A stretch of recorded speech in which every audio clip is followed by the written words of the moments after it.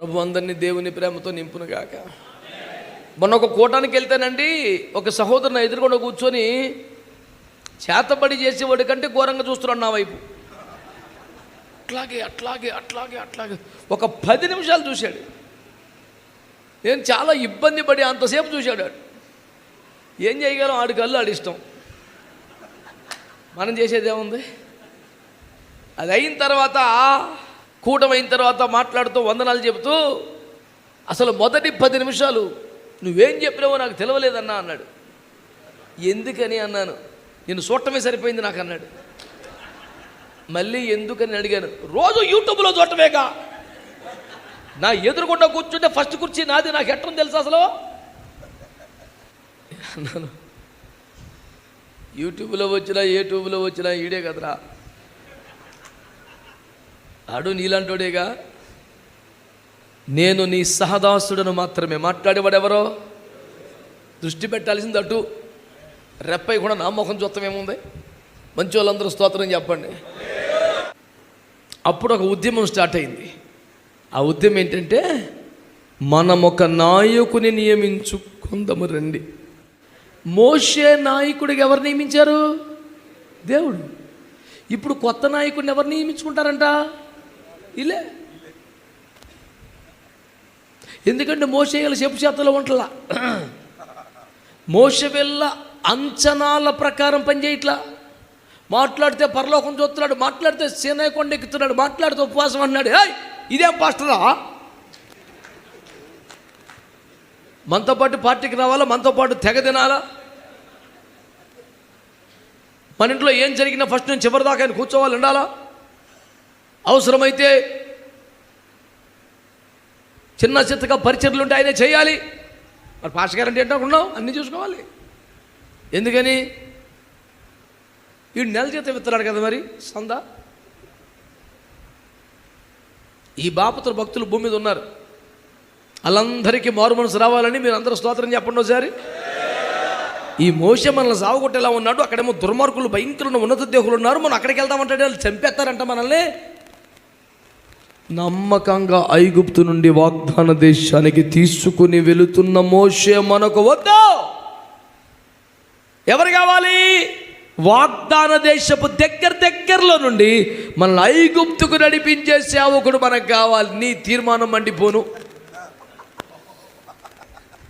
ఐగుప్తు పాటలు ఆనందముగా పాడుచు ఐగుప్తుకెళ్ళుదము. అంతేనా? మరి అలా పాడింది అదేగా. మాకొక నాయకుని ఏర్పరచుకొని వీళ్ళు ఐగుప్తుకి వెళ్ళిపోవాలని ఆశపడతారు. వీళ్ళకి ఒక లీడర్ కావాలంట, ఆడిని ఒకటి ఇల్లు తయారు చేసుకుంటారంట. పిల్లలు తల్లిదండ్రులను తయారు చేసుకోవటం ఏంట్రా? అందుకని రాశారు పెద్దలు, ఐగుప్తు ఆశాలన్నీ విడచి పాడైన కోరకు పాపము మారే. ఎప్పుడైతే మళ్ళా దాదాపు దగ్గరకు వచ్చి మళ్ళీ వెనక్కి వెళ్ళిపోయారో, వాళ్ళ వెనక్కి తిరిగేసరికి మోషే అహరోనుల గుండెలు పగిలిపోయినాయి, నిశ్చేష్టులైపోయారు. ఏం చేయాలో అర్థం కాలేదు. వారి ఎదుట సాగిలి పడిపోయారంట అంత పెద్దోళ్ళు, దైవజనులు, దేవునితో ముఖాముఖి అనుభవం దైవజనులు. ఈ ప్రజలు ఎదుట సాగిలి పడిపోయారంట. వీళ్ళు ఐగుప్తుకి వెళ్ళిపోతామనడం, 10 మంది ఒక్కటైపోవటం, మనము వాగ్దాన దేశానికి వెళ్ళగలమనే బోధలో ఇద్దరే ఉండడం, అబ్బెబ్బెబ్బే ఉత్తిదని చెప్పేవాళ్ళు 10 మంది అవ్వడం, ఈ 10 మంది కలిసి ఒక లీడర్ని తయారు చేసుకునే ప్రయత్నంలో ఉండడం. మోషే బాధపడి సాష్టాంగపడటం చూసి యెహోషువ కాలేబులు భారం తట్టుకోలేకపోయారు. పరిగెత్తుకొని ఇశ్రాయేలు సమాజం ఎదురుకు వచ్చి తమ బట్టలు చింపుకొని గోనె పట్ట కట్టుకొని బూడిద పోసుకొని పొరలాడుతూ, అయ్యో నా సహోదరి సహోదరులారా, అయ్యో నా సహోదరి సహోదరులారా, మీరు వాళ్ళు చెప్పిన అబద్ధపు మాటలు నమ్మకనండి, మీరు భయపడకండి, మనకు శక్తి సరిపోయినందువల్లనే సముద్రం పాయలు చేయగలిగామా? మనకు శక్తి సరిపోయి ఇన్ని టన్నుల మన్నా తెచ్చామా? మనకు శక్తి సరిపోయి పూరేళ్ళు తెచ్చామా? మనకు శక్తి సరిపోయి అమాలేకిల్ని ఓడించామా? అసలు కొత్తగా మనకు శక్తి ఎక్కడిదండి? ప్రభువారే మన పక్షంగా చేస్తున్నారు. యుద్ధాలు ఆయన జరిగించారు, సముద్రాలు ఆయన చీర్చారు, ఆయన పోషించారు, తన రెక్కల మీద మోసి వాగ్దాన దశ చేరుస్తున్నారు. ఇంత చేసిన ప్రభు శక్తిని మర్చిపోయి మనకు శక్తి చాలదని వాడెవడో చెప్తే మీరు ఆలోచించడం ఏంటే? ఊరుకోండి. ఐగుప్తు నుండి బయటికి తెచ్చిన దేవునికి, సముద్రమును చేర్చిన దేవునికి, ఎడారిలో ప్రవహింపజేసిన నదులు తెచ్చిన దేవునికి వాగ్దాన దేశము చేర్చుట చేత కాదా?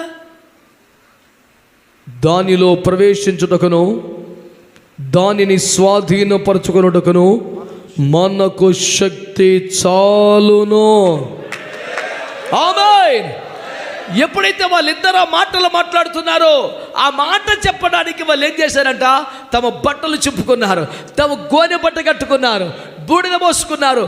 ఐగుప్తునకు వెళ్ళిచిన త్రోవకు అడ్డంగా పడి నేల మీద పొరలాడుతున్నారు.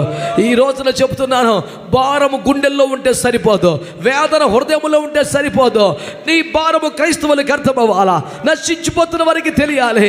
దేవుని బిడ్డలయ్యుండి ఇంతకాలము నడిపించబడి మళ్ళీ లోకములోనికి, మళ్ళీ ఆశల్లోనికి, మళ్ళీ ఐగుప్తులోనికి తిరుగుబాటు చేస్తూ, తిరోగమనం చేస్తూ వెనక్కి తిరిగి పోతున్న వారికి దేవుని భయము వచ్చినట్లుగా, పశ్చాత్తాపం వచ్చినట్లుగా, వారు తిరిగి వాగ్దాన దేశం వైపు తిరుగునట్లుగా, వారి ఎదుట తెలివితో, వాక్చాతుర్యంతో కాదు, భారముతో, ప్రసవేదనతో, కన్నీళ్లతో పరిచర్య చేసే సేవకులు కావాలి. సంతోషముతో పనులు మోసుకొని వచ్చేవాడు ఎవడట? కొంచెం గట్టిగా.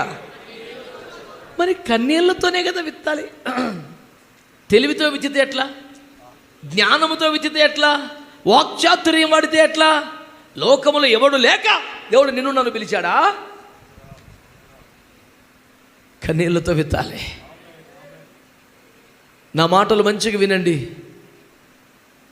దేవుని బిడ్డలయ్యుండి, దేవుని వలన మేలులు పొందిన వారయ్యుండి, మళ్ళీ దేవునికి విరోధమైన విగ్రహారాధన చేసి, పాపము చేసి దేవుని కోపం పుట్టిస్తున్న ప్రజల విషయంలో దేవుని కనికరము దిగి వచ్చినట్లు వారి పక్షముగా దేవుని ఎదుట కన్నీటి ప్రార్థన చేసే, విజ్ఞాపన చేసే మోషేలు కావాలి.